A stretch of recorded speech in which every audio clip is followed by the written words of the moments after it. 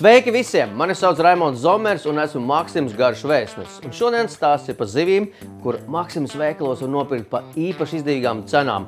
Un šodien man uz galda ir pālie, ko pagatavot varēsim tādu ļoti veikli, es teiktu, pat 10 minūtēs. Un kas tad man tur gal galā ir vajadzīgs? Pālie, spārģeles tomāts, garšauga, laba olīveļa un maz drusciņu sojas marināti. Pālijas filei man stāv uz dēļa un izmantošu šoreiz īstenībā tikai astes daļu, kas mums ir naža šajā pusē, jo šeit, ja var redzēt, ir daudz asaks. Un tie, kas ar to negrib krāmēties, ņemties un darīties, droši varat šo daļu atstāt veikalā, jo veikalā ļoti labi dāmas mums sagriež un iedod tieši to daļu, kuru mēs vēlamies. Un mēs izmantosim šeit astes daļu, kur tas tieši nav. Un šodienas receptūrai man tiešām arī vajadzētu tādas mazākas šķēlītes.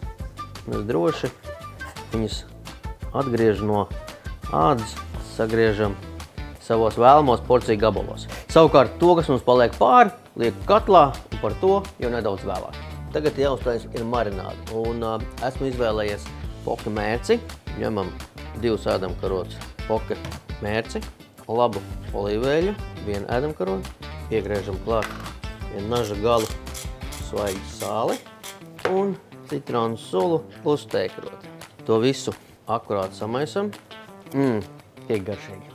Un tad liekam zivi marinēties apmēram 10 minūtes.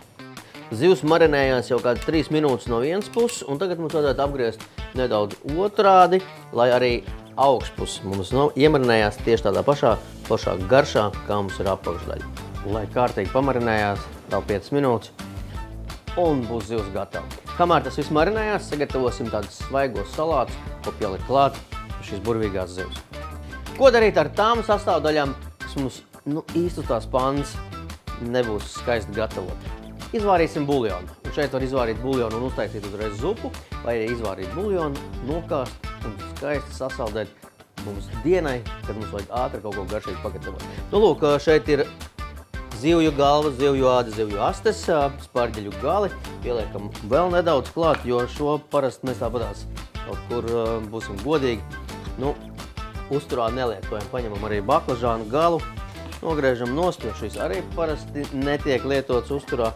Un te ir vēl viena lieta – garšaugas, tos mēs esam iemācījušies baudīt, bet šos te cietos galus mēs ļoti reti, kad izmantojam uzturā. Pārliekam ar ūdeni, varbūt pieliekam kādu laurlapu piparus un liekam lēni vārīties.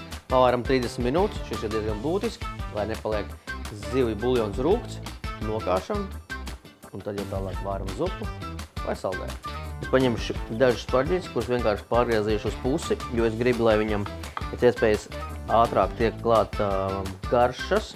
Un nākošo lietu paņemsim pavasara lociņas un pārgriežam skaisti uz pusi. Arī varam izmantot gan balto daļu, gan arī šo te zaļo. Galvenais, lai nav iebojājušies. Koriandrs pie zivs ļoti labi iet kopā. Tā arī droši sapulkājam lielās lapiņās.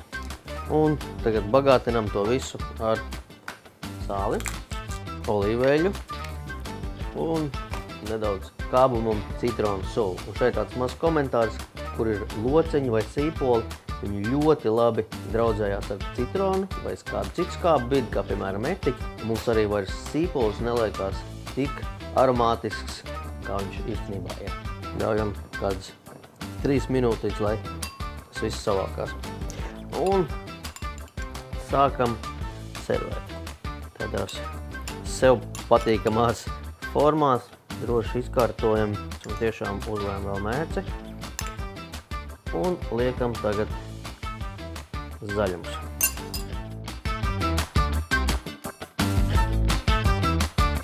Novietoju pēdējo spārģeli uz porcijas un novēlu jums labu apetīti. Tiesa gan krāsai, es vēl atļaušos un uzlikšu 2 ķiršu tomātiņus, jo man šķiet vienmēr sarkanā krāsa padara to visu daudz garšīgāk. Lai jums forši!